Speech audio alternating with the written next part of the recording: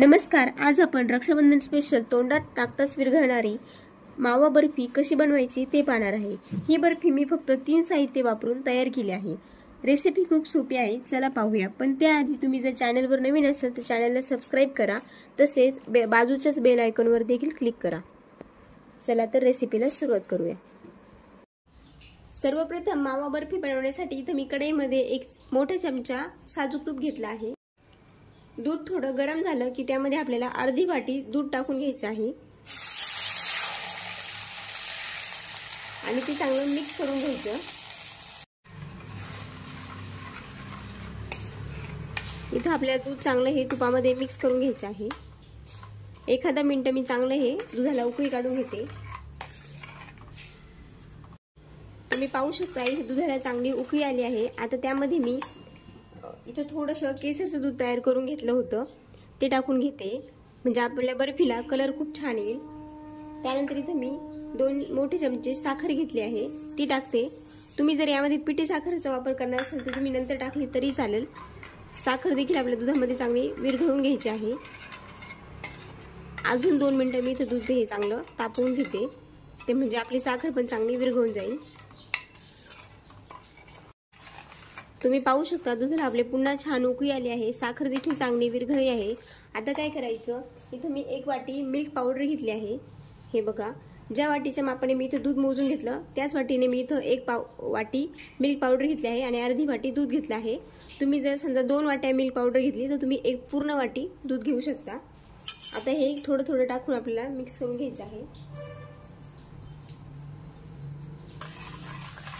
इथं आपल्याला गाठी होऊ द्यायची नाहीये, त्यामुळे थोडी थोडी मिल्क पावडर टाकून दुधामध्ये चांगली मिक्स करून घ्यायची आणि करताना गॅस कमीच ठेवायचा आहे। आपल्याला अतिशय मंद आचेवर गॅस ठेवायचा आहे। थोडं थोडं करून ही पावडर पूर्ण टाकून घ्यायची आहे आपल्याला यामध्ये। चांगलं मिक्स करून घ्यायचं। आता तुम्हाला हे आता थोडंसं पातळ जरी वाटत असेल तरी जसं टाइम लागतो तसं ते घट्ट होतं।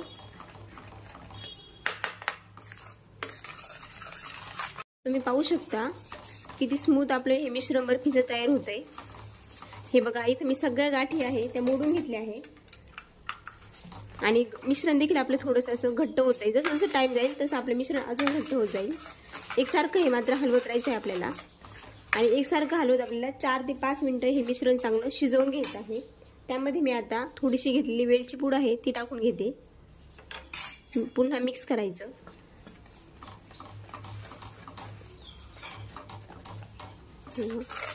आणि 2 मिनिटं चांगलं हे आपलं मिश्रण चांगलं शिजवून घ्यायचं आहे।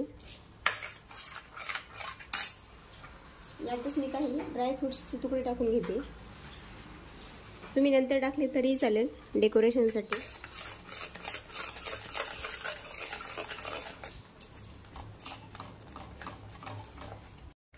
अजून मी 2 ते 3 मिनिटं हे मंद आचेवर मिश्रण चांगलं शिजवून घेते आपल्या बर्फीचं, म्हणजे तो मिल्क पावडरचा जो कच्चेपणा आहे तो निघून जाईल त्यासाठी।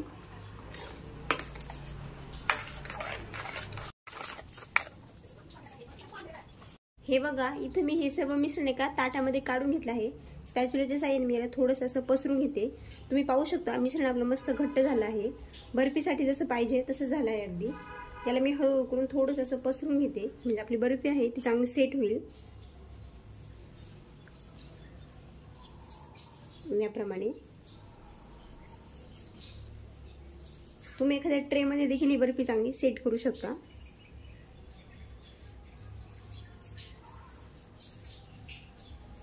हे बघा, मी आपलं बर्फीचं जे मिश्रण आहे ते ताटामध्ये चांगलं पसरून घेतलं आहे। तुम्ही एखाद्या ट्रे मध्ये जर सेट केलं तरी छान वाटेल। यावर मी काही ड्रायफ्रुट्सचे काप टाकून घेते, म्हणजे अजून छान टेस्ट येईल।